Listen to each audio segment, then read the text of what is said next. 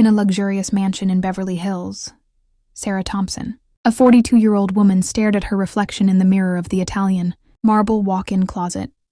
Her brown eyes, once bright, were now brimming with tears as her trembling hands held the dress that no longer fit 15 years of marriage to. Richard Thompson, one of the most successful real estate brokers in Los Angeles, had left deep marks not only on her body but most of all on her soul. Take a deep breath and look at yourself, Sarah whispered to her reflection, a habit she had developed ever since she started gaining weight after her second failed pregnancy. The doctor had explained that the weight gain was due to hormones and depression, but Richard had shown no understanding. The 16,000 FT mansion, which had once been her sanctuary, now felt like a gilded prison. The endless hallways echoed with Richard's constant criticism, "You're turning our home into a pig," died just like, "You're letting your body go." Every word was like a dagger to her heart that autumn morning. While organizing Richard's closet, one of the countless tasks he demanded she performed to perfection, Sarah found something that would change her life forever. A receipt from an exclusive restaurant dated the night before, when Richard had told her he was at a business meeting.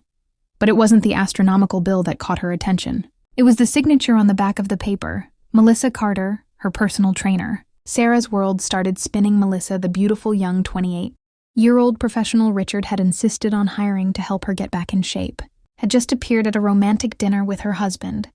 The pieces of the puzzle were falling into place: the late-night calls, the meetings that stretched into the evening, the unfamiliar perfumes on his shirts as her legs weakened. Sarah leaned against the CL closet wall, feeling the cold marble against her back. Memories of the past few months flooded her mind like a tsunami. The exchanged glances between Richard and Melissa during workouts in their private gym, the shared laughter, the accidental touches. The sound of the mansion's front door opening downstairs made her heart race. Richard was home earlier than usual. His heavy, determined footsteps echoed up the stairs until he found Sarah still in the closet, the crumpled receipt clenched in her trembling hands. The cynical smirk that formed on Richard's lips sent a chill down her spine. There was no remorse, no attempt to deny it, just a cruel satisfaction in his icy blue eyes. "Since you figured it out, let's clear some things up," he said, his voice as cold as the marble around them. "Melissa is much more than my lover. She's the kind of woman I deserve by my side, young, beautiful, dedicated, everything you stop being." Sarah felt as if every word was a slap across her face, but what came next would be even more devastating. "From now on, you have two choices," Richard continued, adjusting his Italian silk tie. "You can leave this house with nothing after all. Everything is in my name, or you can stay and maintain your lifestyle as our housekeeper, Melissa. We'll be moving in next week." The air seemed to vanish from Sarah's lungs. Her legs finally gave out, and she slid down to the floor, still clutching the receipt that had exposed her humiliation. "Oh, and Sarah," Richard added, already turning to leave, "if you choose to stay, I expect you to maintain the same level of dedication you've always had to this house. Melissa deserves a pristine home." The sound of Richard's footsteps fading down the hallway left Sarah alone with her pain and humiliation. But as tears streamed down her face, something inside her began to shift. A small flicker of rage ignited in her chest, a flicker that would soon turn into an inferno of revenge. The days following the discovery of the affair turned into a vivid, unending nightmare. For Sarah, Melissa's move into the mansion took place on a sunny Sunday morning, ironically the very day Sarah and Richard used to have their special brunches in the early years of their marriage. The symbolism of that choice was not lost on her. It was as if Richard was deliberately desecrating every happy memory they had built together. The scene that unfolded that morning would forever be etched into Sarah's memory. Melissa arrived driving a white convertible Mercedes. Richard's gift, of course, with several designer suitcases being carried in by the moving staff. Her platinum blonde hair shimmered under the California sun, and her sculpted body was draped in a Versace dress Sarah instantly recognized from the latest collection. Ironically, the same dress she had once admired in a magazine, only for Richard to scoff that it would be a waste to spend that much on a dress you wouldn't even be able to zip up. The transformation of their household dynamic was brutal and immediate.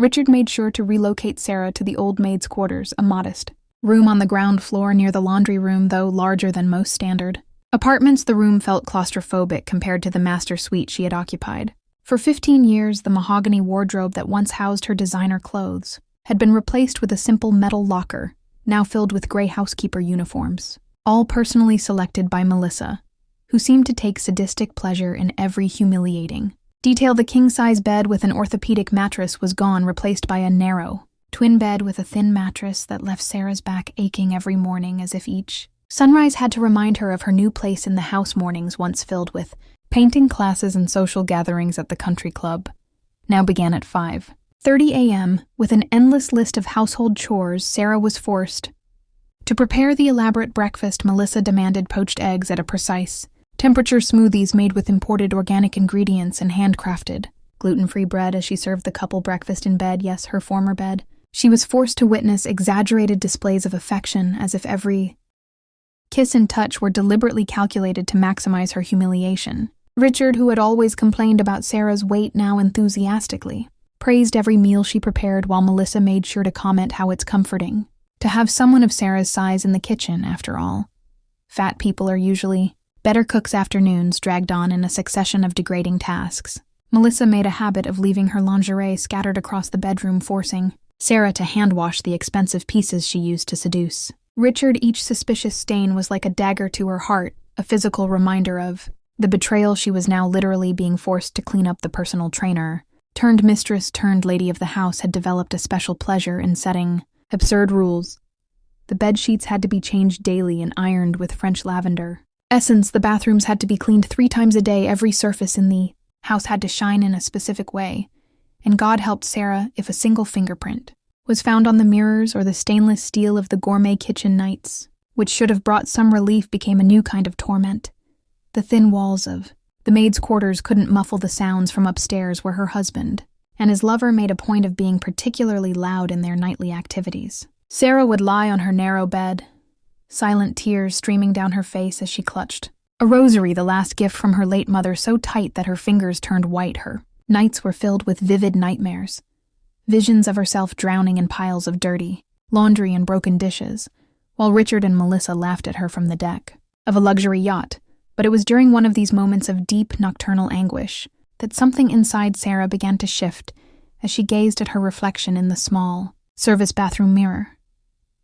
Her tears began to dry, giving way to a different expression. It was as if a new person was emerging from the depths of her shattered soul. The daily humiliations, rather than completely breaking her, were beginning to fuel something darker, something more powerful. Every veiled insult from Melissa, every look of disdain from Richard, every degrading task, it was all being carefully recorded in a mental diary, transforming into fuel for something she didn't yet fully understand. On one particularly difficult night, after being forced to clean out the closet while Melissa tried on her old designer clothes, which had of course been reallocated by the new lady of the house, Sarah made an accidental discovery that would change everything. Hidden among old shoeboxes, she found an external hard drive, one that Richard had always kept guarded, the same one he had sworn he had lost years ago. Her hands trembled as she plugged it into her basic laptop, and what she found inside made her heart race. Documents, emails, contracts, Richard's entire real estate empire was there, including evidence of questionable transactions and schemes that would certainly be of interest to the tax authorities. The discovery of the external hard drive triggered a profound transformation in Sarah, like a chrysalis slowly preparing to emerge as something entirely new and unexpected. During her long, sleepless nights, while the sounds of pleasure echoed from the upstairs bedroom like a cruel symphony, she meticulously studied every document she found, building her understanding of Richard's corrupt empire. The basic laptop she kept hidden beneath her thin mattress became her window into a world of vengeful possibilities, and each new discovery was like a piece of a macabre puzzle coming together before her eyes. The evidence was overwhelming: money laundering through shell real estate companies, bribes to construction inspectors, tax evasion on an astronomical scale, and an intricate web of offshore accounts, perfect for hiding assets in case of a future divorce settlement. The irony was not lost on Sarah. By day, she maintained her facade as a submissive servant. Enduring the increasingly creative humiliations, Melissa devised the new lady of the house seemed to have a special talent for orchestrating degrading situations. She hosted dinners with her gym friends and made sure Sarah served them while wearing a deliberately tight uniform, as the guests whispered and giggled, discreetly pointing at her fuller figure. On one particularly cruel occasion, Melissa threw a poolside party and demanded that Sarah wear a French maid's outfit while serving drinks to the guests, many of whom were former acquaintances from the country club who now treated her like a complete stranger. The scorching California sun burned her skin as she balanced trays of ordures, watching her old social circle laugh and revel in their designer swimwear as if she were completely invisible. Or worse, as if her humiliation was part of the entertainment. But each humiliation now served a different purpose. It was a smokescreen for her real work while cleaning. Richard's office. Sarah discreetly photographed important documents while serving. Drinks at the couple's parties, her ears were tuned to incriminating conversations. Between Richard and his associates, her apparent submission was the perfect camouflage. After all, who would suspect the overweight, humiliated housekeeper the same social? Invisibility that had once wounded her was now her greatest ally. Sarah realized that.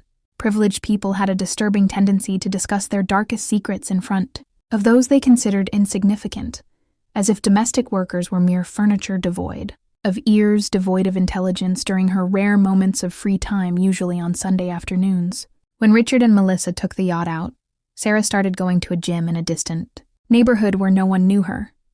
It wasn't one of the high-end fitness clubs of Beverly Hills, but a simple establishment frequented by everyday people workers. Real people, that's where she met